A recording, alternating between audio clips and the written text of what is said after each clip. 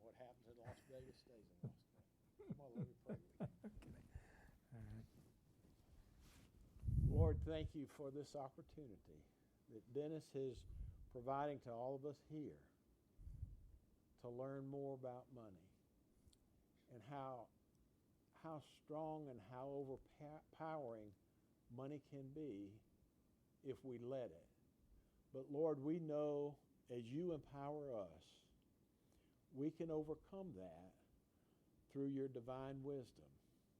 Lord, bless us and bless Dennis as he shares with us things and items and tips and knowledge and information that we need to know so that we can become better stewards for you, your kingdom, and for our neighbors so that we can help them, guide them to be in your kingdom for eternity. For it's in your precious and holy, your wonderful, your mighty, and your ever-loving name we pray. Amen. Amen. Thank you My very friend, much. Dennis Milburn.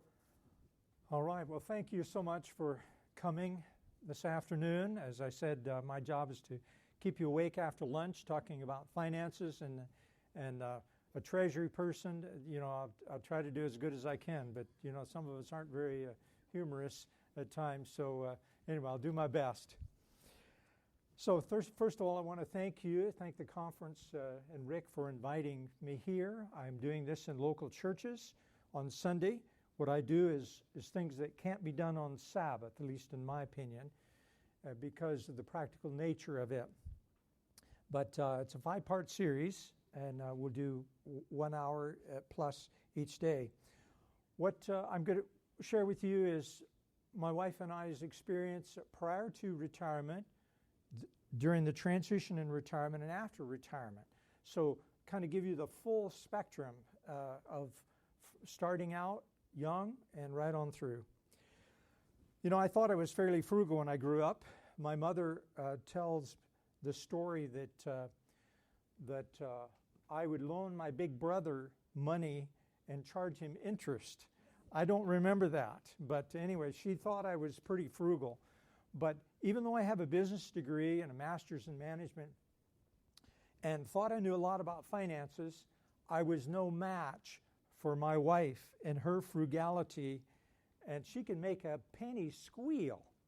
And she's the kind of person that I have to twist her arm to take her out to eat. Now that's a special woman, right? So anyway, it was easy when you have that kind of a combination. As was said, my interest is not in selling anything, but I have a passion to help people live within their income. Now, if you're minimum wage, I'm going to have to be honest and say it's going to be a challenge to be on minimum wage and live on one income. I worked with a person in the conference office. They were doing a seminar similar to this, a personal finance seminar, and they were sharing their own personal experience. And they made some comment. I don't know what it was, but somebody in the group laughed at their comment. And that person said to me, "Never again am I going to do a seminar. I don't want people laughing at what I'm sharing." So, but I'm willing to take the risk. And I hope that we're going to laugh together, share some humor together. You may laugh at yourself. You may laugh at me. That's okay. It's worth it. If I can help you to avoid one major financial decision, it's going to be worth it all just for that. I must warn you that what I'm about to share with you may be hazardous to your health. Hazardous to your mind, I should say, not your health, but hazardous to your mind. So you watch for those hazardous parts. Today we're going to talk about getting it together, attitude. We're going to talk about getting out of debt. We're going to talk about the grassroots of record keeping, just kind of setting the base for the rest of the week. Tomorrow we're going to talk about the big things, the things that can really get you into trouble: cars, vehicles, buying and selling houses. So that's going to be some really interesting thoughts there. On Wednesday we'll do input and output. We'll talk about making sure you have a good income, staying within your means, food, clothes, utilities, a mixture of a lot of different things. Thursday is going to be the heavy one. It's going to be making it last, talking about retirement, about investing, and planning for retirement mentally, physically, spiritually, and socially. And then on Friday, we'll finish up with trust services, estate planning, passing that knowledge on to your children, grandchildren, that work ethic. So I hope we have fun. I hope if I go too quick, I went to a seminar one time and he said, I'm going to give it to you like a fire hose. Well, I hope not to give it to you like a fire hose. I'm going to talk fast. But if any time you have a question, comment, disagreement, whatever, just raise your hand. And I'll try to answer that. I like to do it during the session rather than waiting to the end, because for me, when it comes to mine, I want the answer right away. If you have, I like to get your input too. If we have too much input, it may run us over, so I may have to temper that a little bit. But I do want interaction from the group as well. I have some handouts, and you'll see some fill-in-the-blank things there. Somebody said to me, that's helpful to me, but other people have said, that's what I used to do in school, and I don't want to do anything like that. It's too distracting. So you do whatever fits your learning style.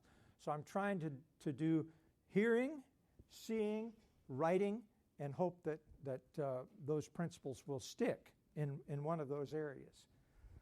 I try to use ideas, not reinvent the wheel. So I try to use a lot of material from Dave Ramsey. I'll be referring to him. How many of you have heard of Dave Ramsey before? Oh, wonderful. So you're already there.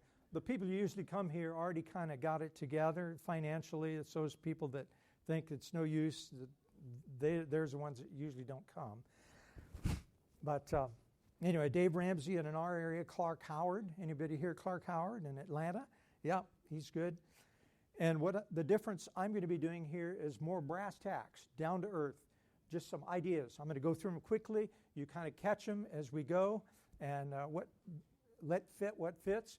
I know we're a long ways away there. I have a lot on the screen. How many of you went to the family life one this morning here in this room? Anybody here?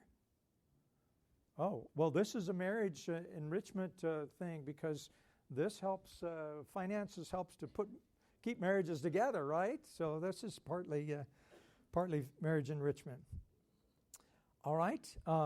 If there's no more questions, or any questions, we're going to go ahead and get started. All right. First of all, my disclaimer. I hope I can see. I'll try to move around here. I don't want to stand in anybody's way. My disclaimer is I'm not a certified financial planner. So I'm like the preacher that says, don't take my word for it. You study it out for yourself. I knew nothing about retirement, Social Security, even though I was in finance. And I had to get the books and study it out for myself and compare one to the other to determine what really is truth. So I'd like for you to look at these books and to maybe pique your interest in following through on further study of this. So who are we? My wife there, Dennis and Bobbie Platt, Milburn. We lived on one income and worked for the nonprofit for the church for 44 plus years. Spouse spent part-time working except for 4 years. She was full-time. His parents, my parents, were hourly workers. My dad was a truck driver and a mechanic, hourly worker. My wife's father worked for the state of South Carolina in the vehicle records department. I canvassed to get through school. I raised calves. My wife did secretarial, did nursing, pay her way through academy and college. So how did we handle our finances? We were both frugal, as I mentioned, paying as we went, but we had to decide jointly to pay bills and make purchases. Now, my wife was really good at finance. I had the head knowledge. She had the practical thing. She was really good. So I said, when we got married, I said, you take care of the finances because I'm working with it all day long. I want you to handle that. And she said, no, you're the head of the household. You do it. So who's the boss of the house? The one who told me to do that, right? So we hated debt. We used credit cards sparingly. There's my first credit card.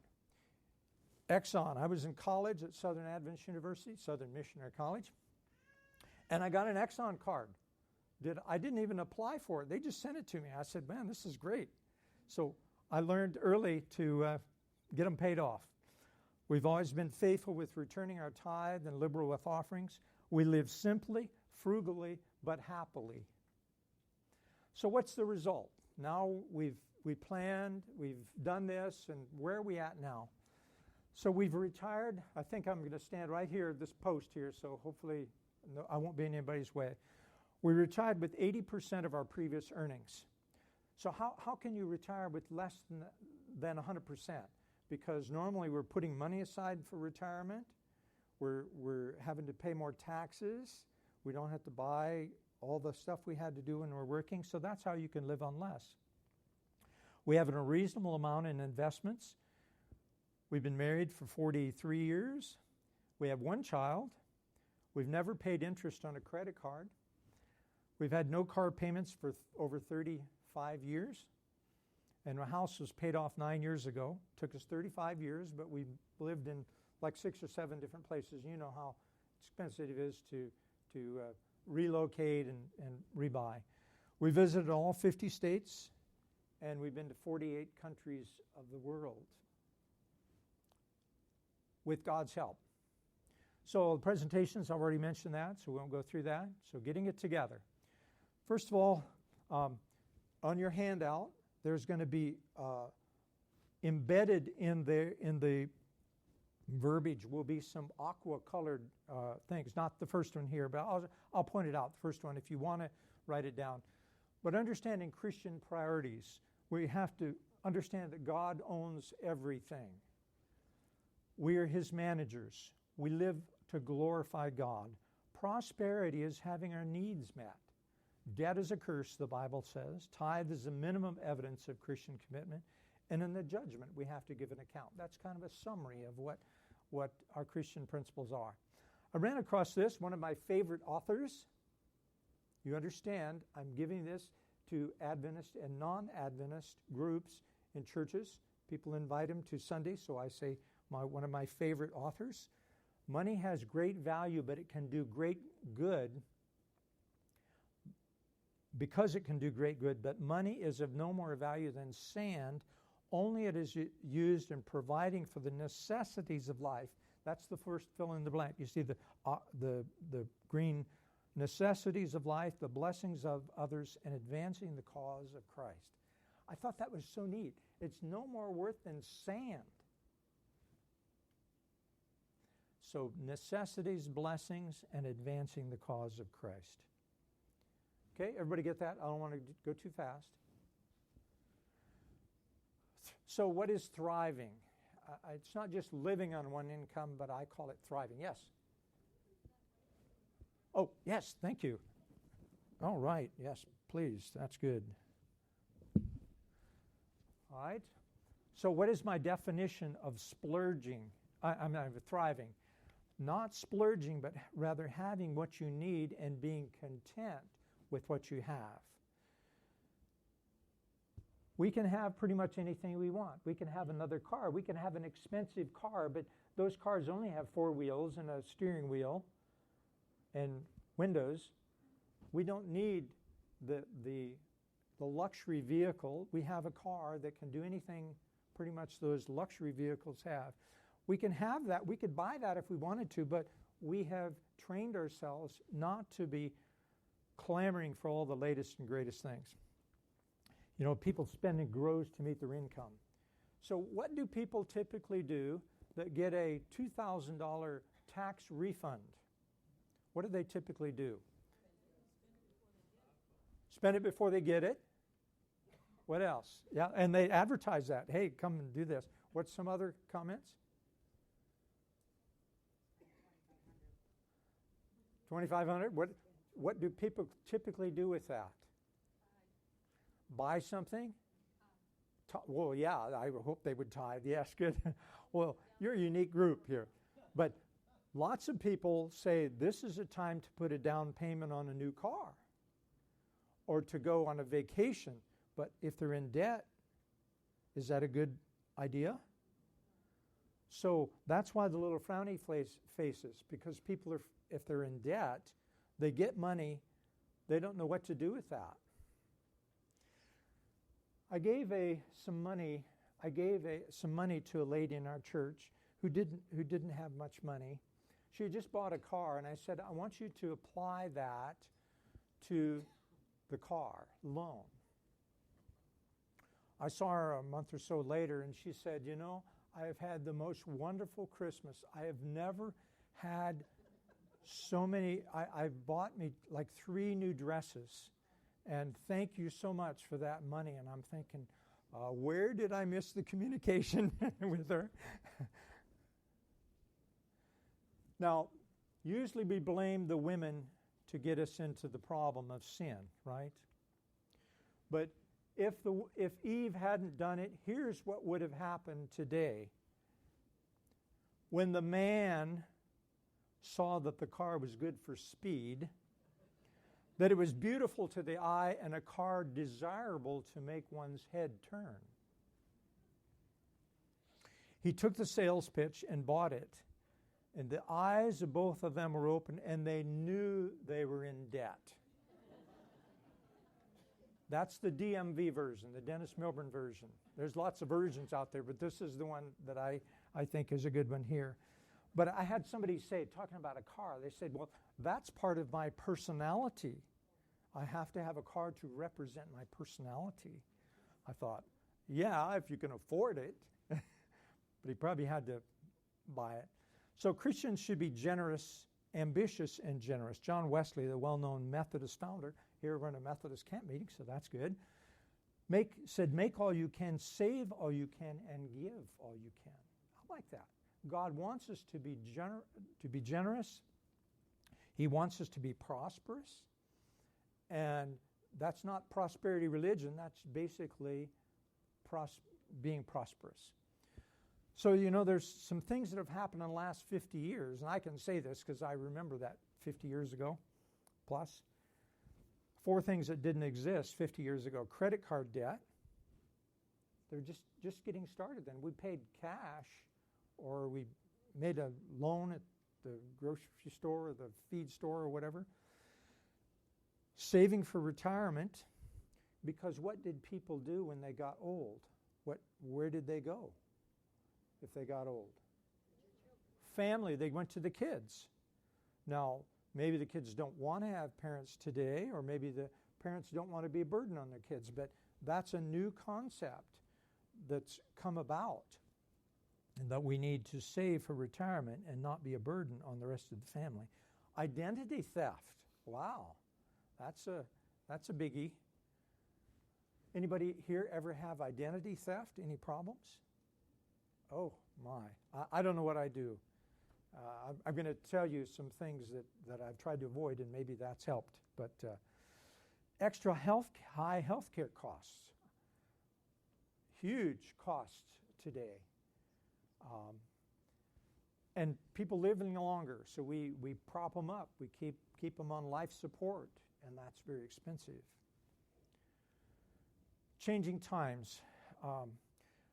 You've heard the statement, take care of the pennies and the dollars will take care of themselves. Well, I didn't know where that came from, so I went to the internet, and the internet, anything you find on the internet is true, right? You don't think that's true? I thought everything on the internet was true. But anyway, this is what it came up with. Said a man named William Lowndes back in the 1700s said that, was attributed to him. But today we might say take care of the dollars, and the hundreds will take care of themselves. So here are some financial signals some danger signals of financial bondage. And there's one of the fill in the blank things. Charge when you don't have the money.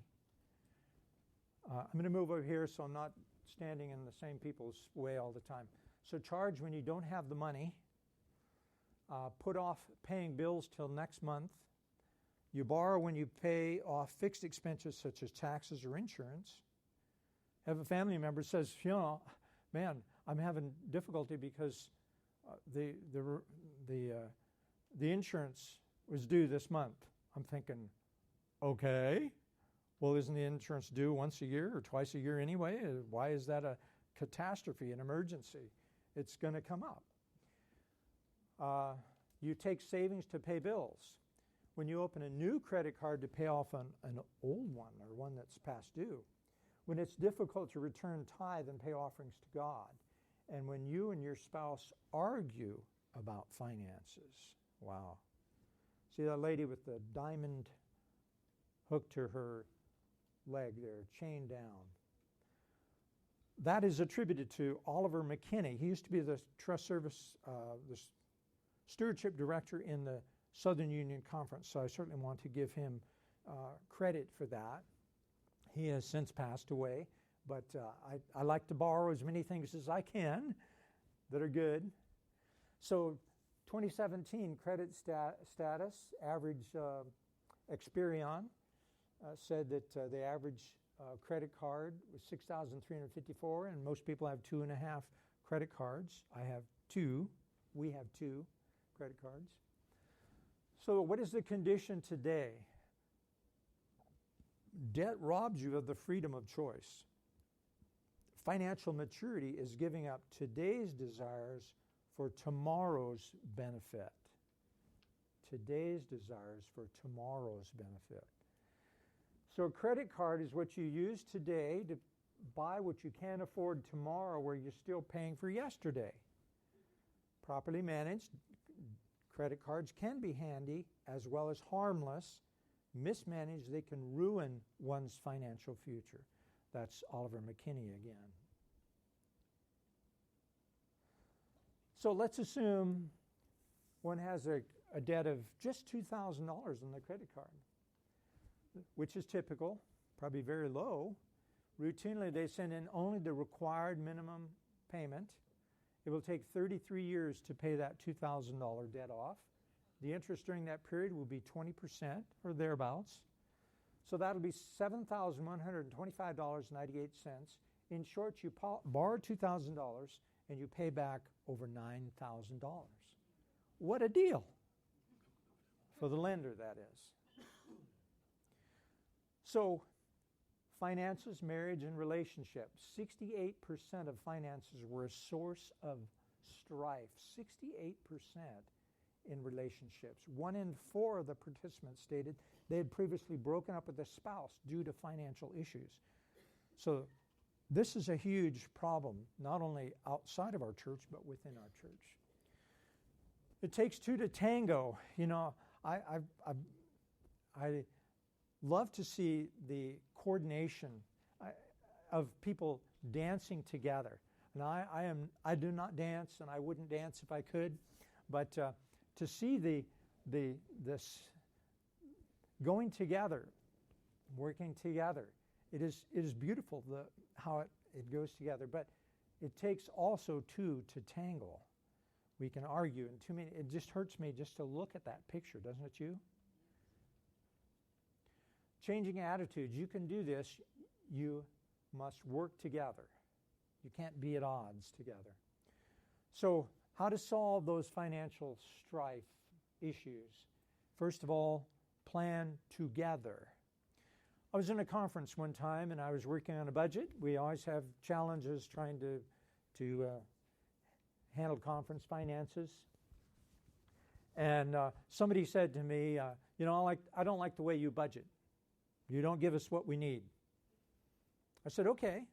So I took a couple of pastors, a couple of teachers, some executive committee members, some laypersons, some people, departmental people in the office. I said, okay, we're going to work together on a budget. So we spent 2 days, everybody's wish list, put all the things that needed to be in there, they thought. We got to the end, we were way out. I said, okay, now the work starts. We went line by line through everything, and it was a laborious thing. And at the end, they said, please, do not ask us to do this again. We trust you. Wherever Rick went, we trust you. But when you involve people together, you're working together, then it's going to have much more buying power. make a budget together. So when you involve the person, that's important. The purse holder, who is the purse holder? The person what? The head of the household? There we go. The financial manager, the ones who's writing the checks, who's putting money in savings. That's what I call the purse holder. The purse holder may be the husband, maybe the wife, maybe if you're single, maybe you. Purse holder needs to give the other spouse some cash to spend with no accounting. It's a trust thing. You have to do that. So my wife has a credit card. My wife has a checkbook. My wife has cash. Review the status together on a regular basis. The purse holder needs to get the spouse informed in case of illness or death. Be flexible in case of illness or death. How many families, individuals do you know, one person passes away or maybe they could become ill and incapacitated, and all of a sudden they don't know where to go. They've got some complex formula on the computer and they've done it all their life, and the other person has just said, you take care of it. And so now they're responsible for trying to put that together and pay bills. It's a challenge. So make sure that they're aware of that. I have one piece of paper that has all of our accounts on.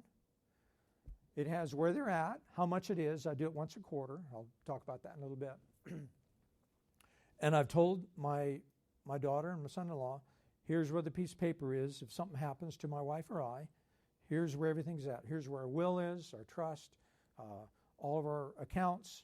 You don't have to look any further. Everything's here. All of our insurances, whatever we have. But be flexible on both sides when you're trying to solve financial issues. And, of course, pray together. Did you know that every home has 2 washing machines in it? 2 of them. Well, maybe some don't have that. But the normal washing machine washes clothes, and the brain washing machine. Now, that brain washing machine tells you you deserve to have a new car. You deserve these special clothes or whatever. And the one in Atlanta says that every 8 years that our mattresses double in weight because of dead skin. And so you need to buy a new mattress every 8 years. And almost within that same thing. And we will sell you that for 96 months credit. We'll give you 96 months. Well, if I did the math, let's see, that's 8 years. So I'm going to be paying on my mattress for 8 years and then have to replace it. That's what they tell you. The advertisements, the television tells you need to do. A thirst for more things. A luxury once enjoyed becomes a necessity. I remember the days when my windows, I used to crank my windows in my car. And then I got a push button. Do you think I'm going to want to crank my windows anymore? No way. I mean, that's just where we're at now. So a luxury once enjoyed becomes a necessity. Get over the idea that getting and staying in control of your finances has to be a burden. It is a relief once you go through the effort of getting there. And probably most of you are too young to recognize the gentleman at the bottom there. Anybody know who that is? Fred, yes, Fred Flintstone's. But he was the happiest guy that I found. So I thought that was great. A relief once you get the effort of getting in charge of your finances. New versus gently used. You do not always have to have a new car. Now, have any of your parents ever said to you, buying a used car is what? Buying someone else's Oh, you've heard that too. Well, do you believe in your parents? Yes. To a point. There we go. But it also may be a way of sorting out the lemons. Somebody else is already sorting. Okay. All right. That's a good thought. But when you're told that, and another thing is, when a car gets to be 100,000 miles, you got to do what? Get rid of it, right? Okay, we're going to talk about that tomorrow. Tomorrow you'll save your $1,000. You have to come back, okay? I'm going to give you $1,000 and much more. But you do not always have to have a car payment. So I was helping a lady in the office I worked in, and she had a car payment and was having challenges financially. I finally got her to get a good, reliable car instead of getting one that wasn't holding up and always had to have repair. And so just like she was within 2 months of getting her car paid off, and then she had an accident and totaled her car. So she had to buy a new car, and of course she wanted a more expensive car because luxury. And so she started the car payments over again. You do not have to have all new furniture when you buy your first house. The only thing harder than getting a new idea in the mind is getting an old one out. Same thing with the car issue and your parents' comment. Yes? I don't want a new car. I want a 57. A 57? Hey, there you go. It's a good investment, right? Yeah. We have to use, God gave us these things to use, so it may be some people. I had a young man in one of my seminars say, and his mom was there, he says, I keep fixing up my car. I love to fix my car. My mom tells me I need to get rid of it. I said, well, are you a good mechanic? He says, yeah. I said, well, then I'd suggest you just keep your car. But God gave us these things to use. You do not have to have a high interest credit balance just because everybody else does. Be different. 0 is great, and debt-free is great. My mom said that things worth having are worth waiting for.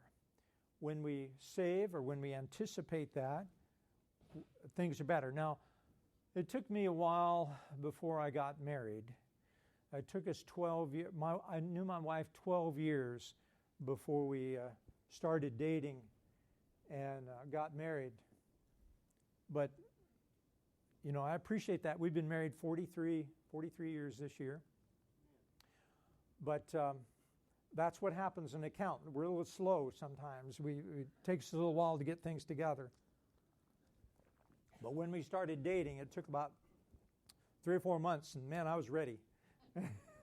I proposed. But worth waiting for, we appreciate things better. Now, a marshmallow theory. Every time I do one of these seminars, I come up with suggestions. I ask you to give me input. And I came across this, and I thought it was really good. Think long-term benefits. So this psychologist in the 1970s offered to children a small reward, 1 marshmallow, immediately, but if they would wait 15 minutes, they would give them 2 marshmallows. So he took the others, studied the lives of those children 40 years later, and found that the ones who delayed gratification had much better life outcomes, including higher grades. So thinking long range. A simple formula, and I started out as a math major. I couldn't cut the calculus and the physics, but I still like to work with numbers. But even people who don't like to work with numbers can figure out you just have to spend less than what you make, right? It's a simple math. If your output exceeds your input, then your upkeep will be your downfall. And the question I ask is, are your finances weighing you down? So when's the best time to plant an oak tree? 30 years ago. The next best time is today. Start today. Today is the fill-in-the-blank one. So Dave Ramsey, I'm sorry for those people in the back of the room. I'll read it, but and all of these slides, as I mentioned earlier, are available to you on a website that I'll give you at the end of the seminar. So baby step number 1, I don't like to reinvent the wheel, $1,000 cash in a beginner emergency fund. Step number 2, use the debt snowball. We'll talk about what that is and evaluate that a little later. Pay off all your debts all your debts but the house. Fully funded emergency fund of 3 to 6 months of expenses. Baby step number 4, invest 15% of your household income. Somebody was asking me that today. Pastor was saying, what percent do you say? I said, well, Dave Ramsey says 15%. Baby step number 5, start saving for college.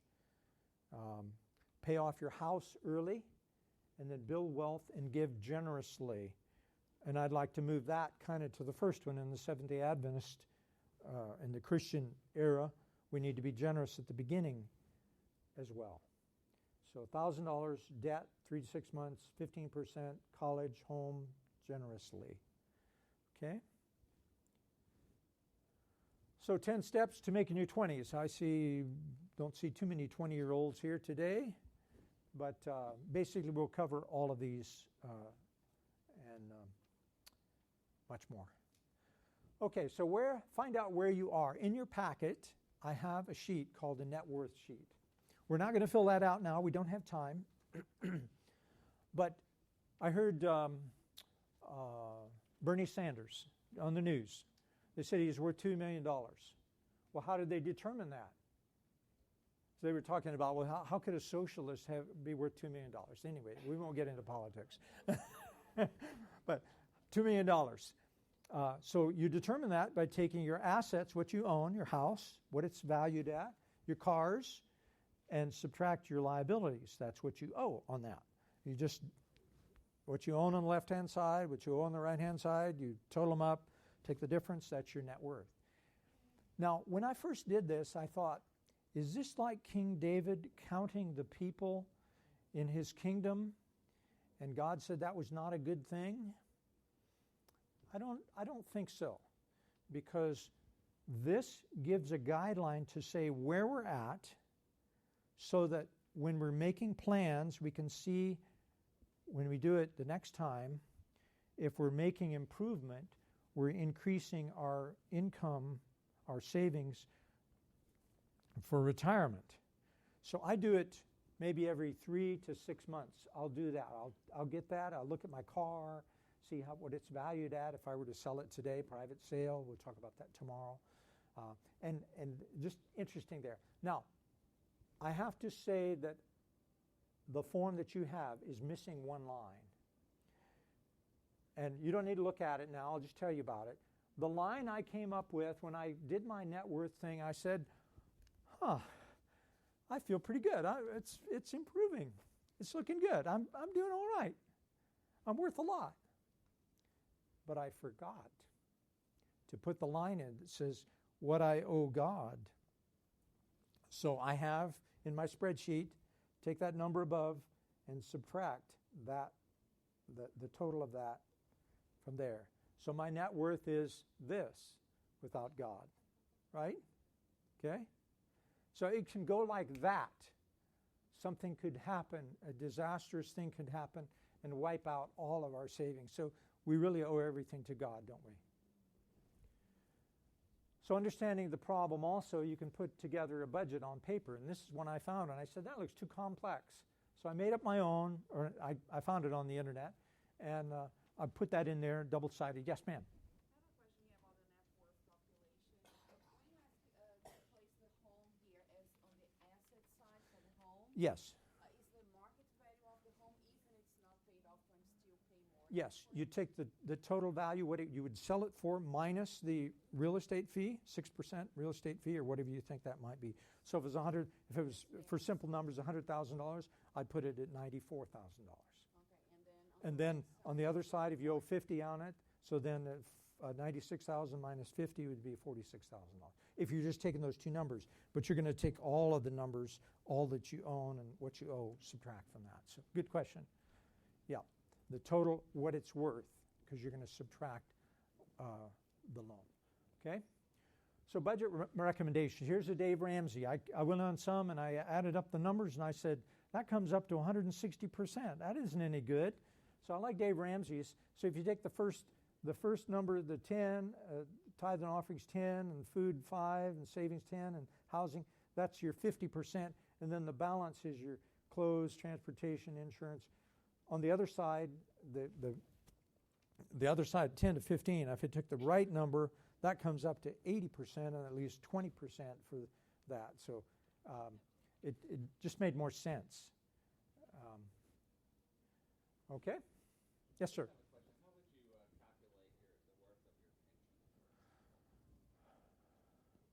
I don't know how to calculate the worth of your pension. That's a mathematical formula, and I'm not aware of that. But you can take what you're getting per month, and then compare that with what you need for the month. We'll look at that. We'll look at that on Thursday, and we'll put that together. So to determine how much is enough. Some people say, I got to have $1 million before I retire. You don't know what you need. You may need more than that. You may need less. So we'll look at that and how to figure out in your situation. So the problem and the promise. Proverbs says, the rich rule over the poor, and the borrower is servant to the lender. It says God will supply all your needs according to his riches and glory. And the promise, the provision is that if we're faithful to the Lord, he will open the windows of heaven in blessing. So freedom through self-denial. This is another one of my favorite authors. Deny yourself 1,000 things than to run into debt. Avoid it as you would the smallpox. Take care of the pennies, and the dollars will take care of themselves. Work them off as fast as possible. When you can stand forth as a free man again, owing no man anything, you will have achieved a great victory. So how to get out of debt? So I'm going to read this because I know the color is a little difficult and the size is a little difficult from the back there. Give ownership of everything to God. Give God his honest portion to his church. Stop all spending and not absolutely essential. In other words, put the credit card away. Stop all indebtedness immediately. Promise to put all extra income on debt paydown. In other words, that's the tax refund. Promise to take all that extra money and put that on there. Sell or replace cheaper, all depreciating items causing debt. So that may mean that you need to sell an expensive car that has a lot of payments so you can get a cheaper car. Closely examine food costs. Cut 15% minimum. Begin immediately to do it yourself for services. And I'm going to share some practical do-it-yourself things that you can do. Set a challenging goal for debt payment each payday and make getting out of debt a family effort, including children. A family effort. Dave Ramsey has this thing about getting out of debt. Any of you listen, if several of you mentioned you have listened to Dave Ramsey. One of the things he does on the radio when people get out of debt, they shout, "We're debt free!" And you have the kids there too. If the kids have seen you struggle to go through getting out of debt, then they have, as he says,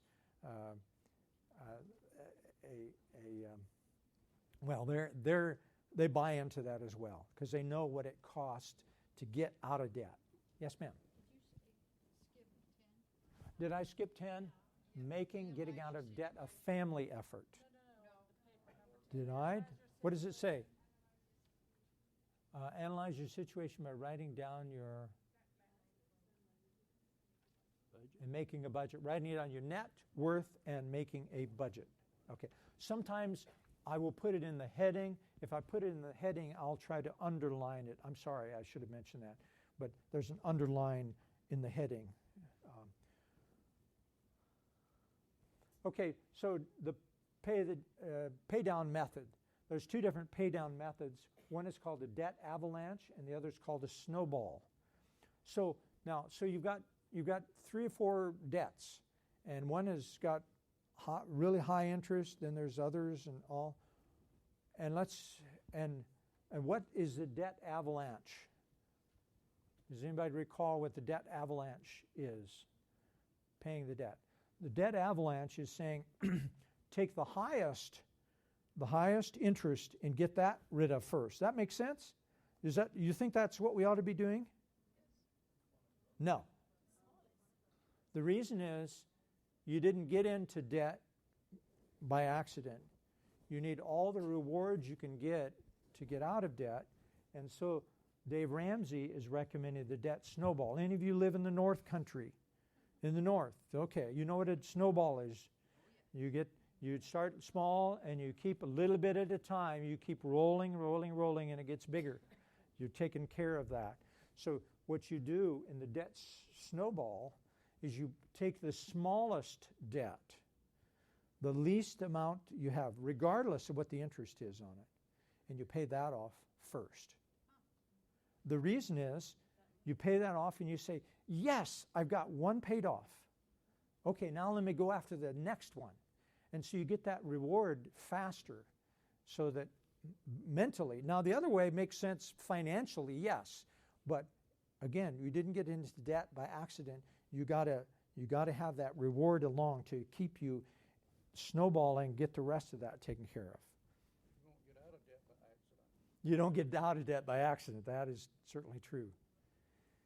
Okay, so plan to pay it off. So I've put together, I couldn't find anything on the internet on this, so I put together a debt reduction sheet. So to write down what it is, and then you can do that by the month or whatever, and watch yourself get that paid off. Make decisions for change needed. Remember 4 things. Get goals, set goals and times for accomplishment. If deviating, get back on track. Rejoice at achieving each goal. Stay on track. It all takes discipline. So are we going to have failures along the way? Yes. We're going to mess up. Something's going to come up. But just keep working at it. Keep plodding away and keep working at it. So evaluate methods of payment. So we're going to look at that. So cash and checking, debit and credit cards, payroll deductions, payroll bank withdrawals. And the question is, what may be your problem if you're having financial problems? And if so, what changes will you make? So here's credit cards. So what are the pros and cons of credit cards? The advantages are, the pros, you get cash back, you get miles, you get points and some. I got a check for $700 and some purchasing things just from my credit card because I had built up points. That I wouldn't have gotten if I had paid everything cash. Purchase and fraud protection. Yeah, sometimes I get things on there and I call them up and say, I don't know what this is. Take it off. I said, okay. Grace period gives interest-free loan and builds credit history. The disadvantages are interest charges build up if not paid in full. So as I mentioned earlier, we paid all of our credit cards off whenever they're due. Usually I try to do it within a few days of getting the bill. There are fees for late payments in some transactions, and it's easy to overspend. So debit cards, people say, well, okay, I don't want a credit card, I want a debit card. So what are the advantages of that? Spending limit to your bank account balance, except you may overdraft. There's no interest charges or monthly payments. You may qualify for higher interest checking, but there's few debit cards offer cash back or rewards, weaker fraud protection, fees for overdrafts, and doesn't build credit history. So cash and checking. So the advantages are, and Dave Ramsey says, I listened to one of his presentations not long ago, says, I don't have a credit card. I'm thinking, how do you get along in the world without a credit card? How do you go to a hotel? How do you rent a car? How do you do that? If it's just cash, I don't understand. He didn't answer my question. No, I wasn't there. He was just doing a presentation. But it's easy to set spending limits, can't be stolen. Some retailers offer cash discounts, like in Atlanta, for gas, we get it cheaper if you pay cash. The disadvantages, you can't track spending automatically. There's fees for out-of-network ATM withdrawals. I don't use an ATM unless I'm overseas. I like to be able to get to the back of the computer. No protection if stolen, and it doesn't build credit history. I go to the bank. It's a witnessing opportunity, and I cash a check. I get cash. I get one envelope for my wife and one envelope for me, and I make a personal contact. And just something that's worked for us. So we have cash, we have a checking account, and we have credit cards. So payroll with deductions and bank withdrawals, the pros and cons. The payroll deductions for savings is fantastic. If you can do that, or if your company, the organization you work with, can deduct it and put it in your 401k, then that is fantastic, because out of sight, out of mind. Out of automatic bank withdrawals, the benefit is no worry for missed payments. Now, my son-in-law in the back of the room, he doesn't like to write checks. He likes everything automatic. See, he's one of these younger generation people. I write checks. And I'm old-fashioned, but it's worked for me. It's worked for me. It may not work for you, but I'm just throwing out ideas. You can laugh at them. That's all fine, but it works for me. No worry for missed payments, because it's automatically done. Save a stamp and time. The disadvantage, if you don't have to write a check and see the amount, you're less concerned about the amount. Yes, ma'am. Yes. And we have it come out automatically. It comes out on the day it's due. So if I end up having a bigger balance in there, I'm earning interest in my account at the bank all the way up until the due date, rather than having to mail There you go. due ahead of time. There you go. Can be extra savings. I see my son-in-law shaking his head. Yes, Dad. She's telling the truth. And my daughter. My son-in-law's brainwashed my daughter to believe.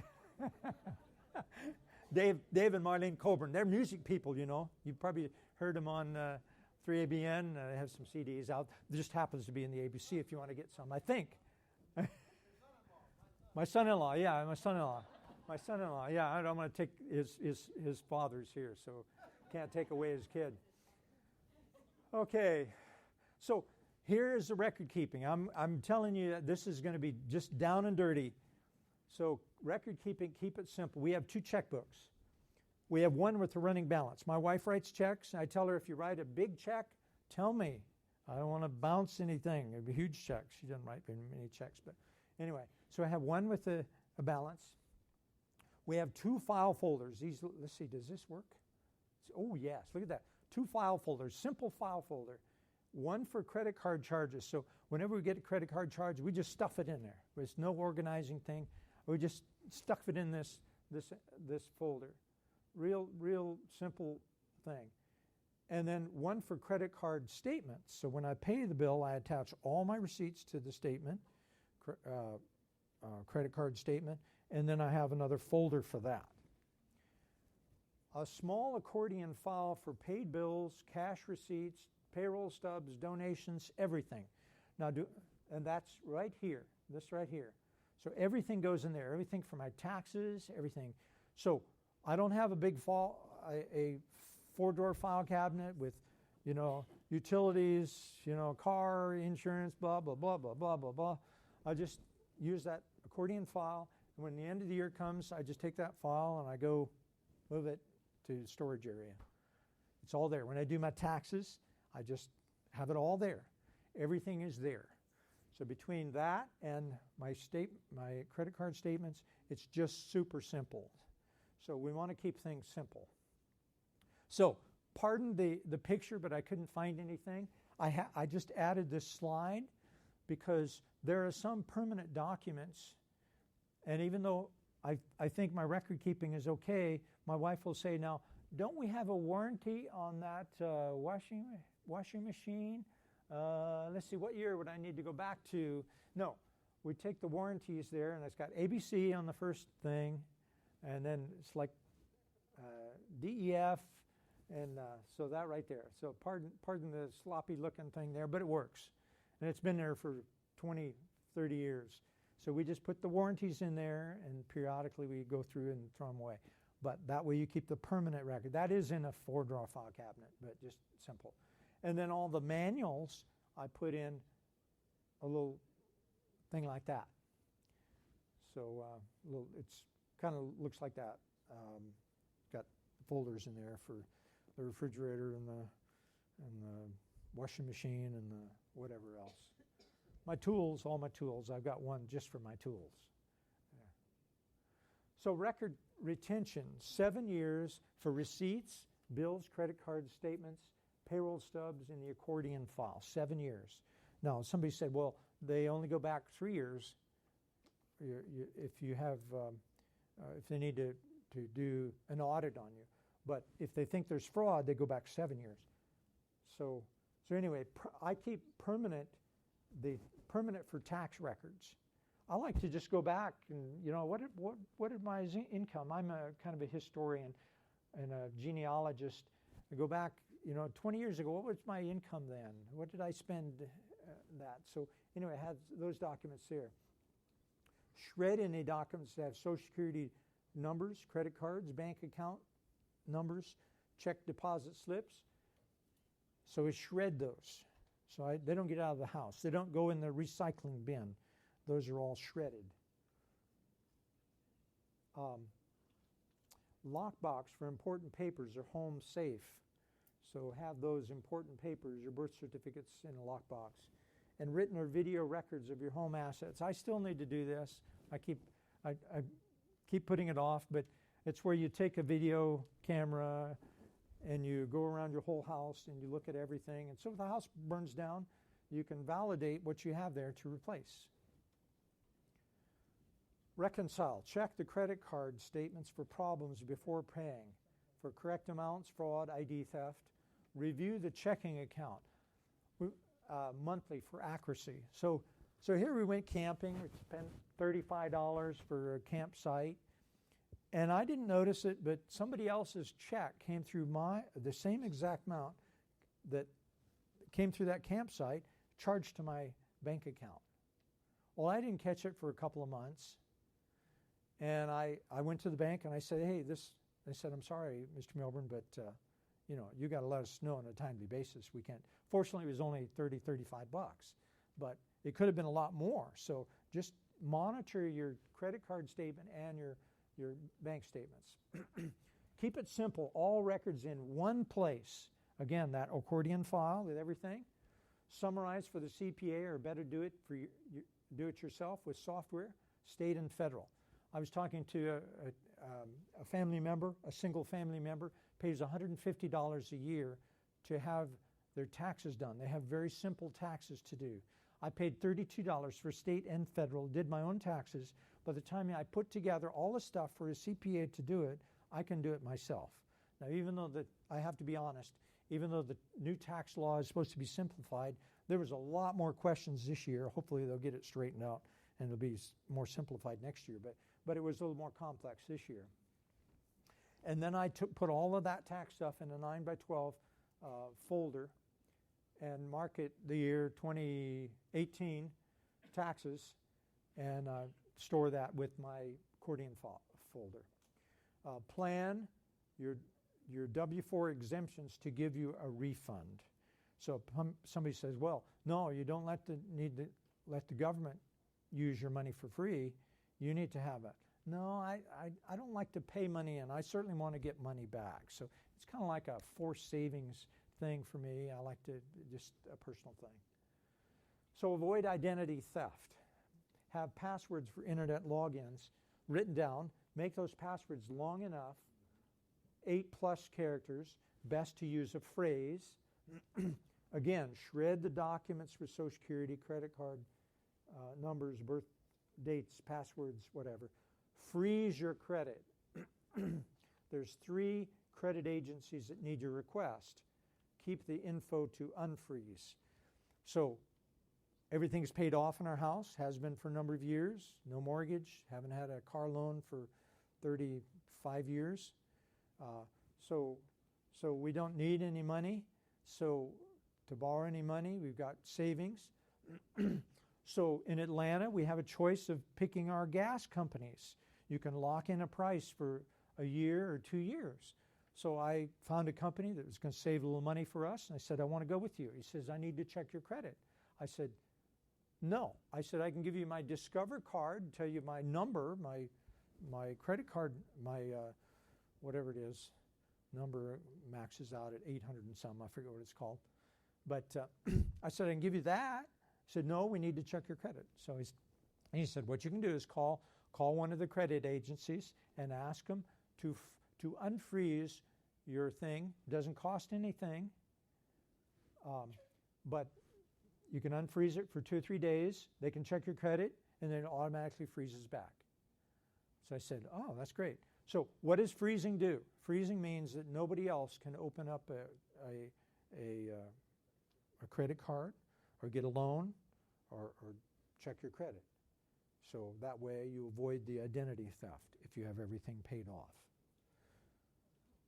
Okay. That doesn't mean you can't use your credit card. No, it has nothing to do with your credit card. It's just opening a new credit card. So somebody can't get your Social Security number and open a new credit card. And those little applications that come in the mail that want you to open up a new credit card, got my name on it, got address on it, I shred those. I don't want somebody to just sign the thing and send it in and change the address. So you got to be real careful. So what are those? Somebody said, well, what are those companies? Experian, TransUnion, and Equifax. Those are the three companies. And Experian is the one that let everybody's credit out. You go online. It's not your credit card. You freeze your credit. Your credit agency. You go online and you get these. If you just Googled freeze credit, it'll come up with these, and then you go on there. You can do it all online. Just make sure that you keep the code to unfreeze it. Yeah, because you can't get in unless you have that code. So there's a comment or question here. I pay my credit card off every month. Yes. Services. Okay. And I just got a credit card this past week from onone. That's who it's with. Okay. And it was all I had to do was activate it. It had none of the interest rates or anything. I shredded the card and everything. Yes. Yeah. So they just sent it to you. You didn't request it. They sent you a credit card and just said, start using it. Yeah. Yeah. Sometimes Okay. they send replacement cards after a few years for current card. This sounds like a new card. They just sent him one and said, I got my credit card through the bank okay. and Capital Bank, and it's through this card service. But then this card service sent me a card. Oh, okay. Wow. Okay, yeah. They do whatever they can, all kinds of crazy things to do. All right, I'm looking at the time here. I want to finish on time, and this is my last slide, my next to the last slide. Being happy doesn't mean you have it all. It means being thankful for all you have. And I love this picture, don't you? I mean, it's great. Our grandkids, 2 grandsons, they don't want to go to the other room to sleep, but we can't have them in our bed because they kick too much. So we put them down on a pallet in our bedroom, and when they wake up, they'll crawl up in bed with us. And the little girl, she'll get up.